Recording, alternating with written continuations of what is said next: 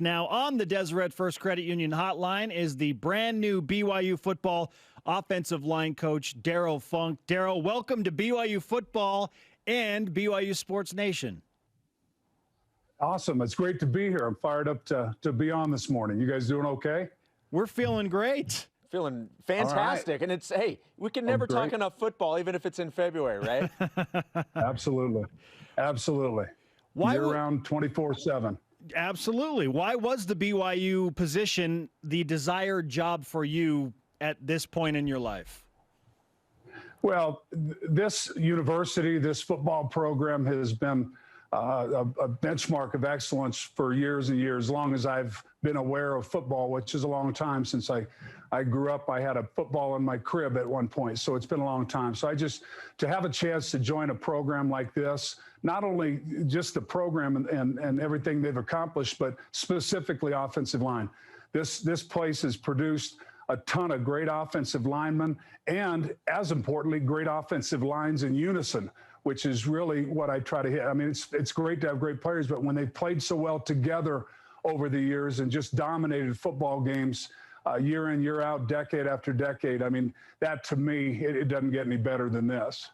Coach, you've had a long career in this business, but most recently you were at UTSA back in 2019. You weren't on a staff in 2020.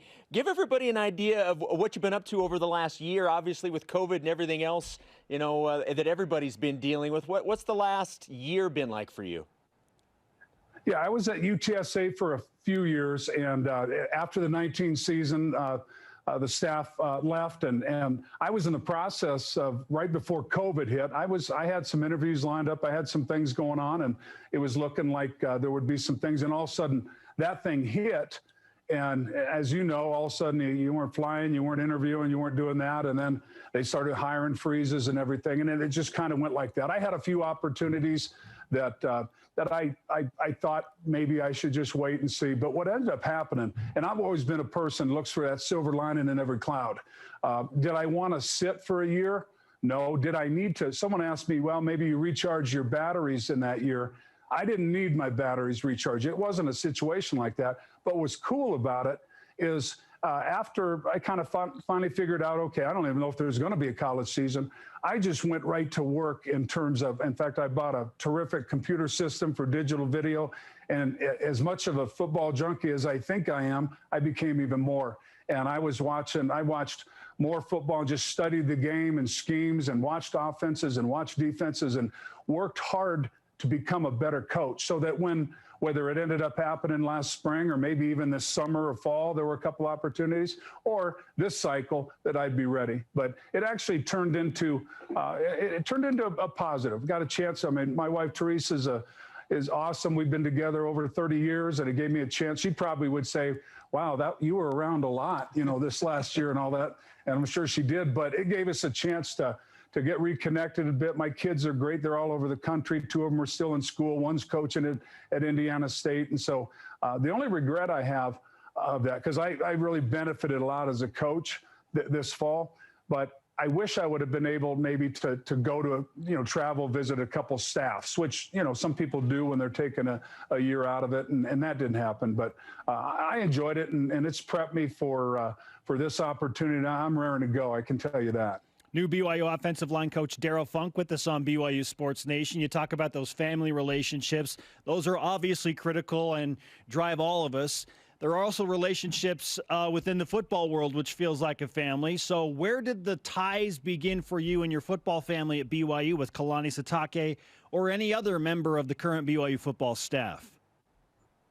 Yeah, well, really the first connections that we made were from across the sidelines, because while they were both while Kalani and Aaron were both at Utah, I had spent time competing against them when I was at Colorado State and then again at San Diego State. So the first part of it was just knowing each other, you know, competing against each other, the respect you gain when you battle. We had some good battles between the two schools. And so that was kind of the start of it, because I think we knew of each other and different things weren't close or anything, but that's where it started. And then what happened as this job opened up, you know, the football business is just like a lot of things. It's a huge network of it's a brotherhood, but it's a huge network of, it's former coaches, assistants. You worked with this guy, you worked with him. And what ended up happening is my close my real closest network that I have to me really aligned well with Kalani's and Aaron's, and people that we had both not only worked with, but trusted, kind of went two ways. That kind of opened the door for it. And then the conversations on the phone became longer and longer and getting more detailed. And there were a lot of things that I thought were really aligned. Not only the desire to come to a program like this, but also, what they've been doing up front, things that I've done in the past. And I think it just, I felt really connected with A-Rod from the jump. And then as Coach Sataki and I, got together, it just became a really good match. So I'm excited, but it's funny because sometimes you get jobs because you played for someone or you coached with someone or all that. This was a little bit different, but it really has worked out well for me, and I can't wait to get going. I've not even been in the building 48 hours. In fact, it'll be 48 hours in 2 hours. So I've got a lot to get caught up on, but I'm sure excited to be here and get ready for spring ball. Well, I'm sure you've put that digital video system that you bought to good use, and even though it's been a short time, I'm sure you've had a chance to look at the BYU offensive line, certainly losing some of the players to the NFL that were on the team last year. What do you feel you have at that position right now, even though it's early right now? Yeah, well, I had watched a lot of tape, and ironically, even before this whole situation opened up, I had watched a lot of BYU games, starting with the opener and just watching what they had done, and the style of play really fit with a lot of places that I've been. And so I had watched a ton, and then when I got involved in it, obviously I went back to it and watched. And I know we're losing some really good players. I get that, but when I look at it, I keep asking. Well, now I'm a little bit better, but for a couple of days I was like, oh, wait, who's this? I don't recognize that number. Who's this name? And I'm still catching up. I've met with the O-line, and I met with about half of them individually. So I'm still working on that. But I really feel good about the guys coming back. We've got I think a great combination of guys that have played a lot of football. James Epi comes to mind with all his starts, and Big Blake Freeland and some other guys that have played a lot of football. And yet there's some younger guys that are exciting. There's some newcomers that are coming in. And one thing, and I talked to the linemen at length about this, we have some guys that maybe at one point were tight ends or defensive linemen. Throughout my time coaching, I've had a ton of guys that have really become great offensive linemen that maybe grudgingly moved from tight end there. Maybe they had to pull them a little bit to get them away from throwing past Skelly and all that. But once they bought in and they realized, wow, my athleticism in this room, and now I just got to get bigger and learn it. But you've got that sprinkled in. So I really like the kids. They're hardworking. One thing that jumped out at me, and it's always one of the first things I look for, not only when I'm looking at offenses, but also defenses, how hard they play. These kids in this program play hard. They play hard. They play fast. They have a great system. And I'm just looking forward to not only continuing, working to continue where they left off and build on it. But also, I've done this over 30 years. There'll be a few little wrinkles here or there or something that we'll work on. But for the most part, I'm just excited to take this group where they left off and just run from there and have a great spring and just see how it all shakes out. But I'm fired up about the room. What's your offensive line coaching philosophy or motto, if you have one? Well, there's a lot of ways that people look at that. And if you ask 10 offensive line coaches, you might get 10 different answers. But to me, even though I try to stay on the cutting edge of all the new things in offense, the game comes down to toughness. It's blocking and tackling, but that stems from toughness. So for me, it's always going to start with toughness.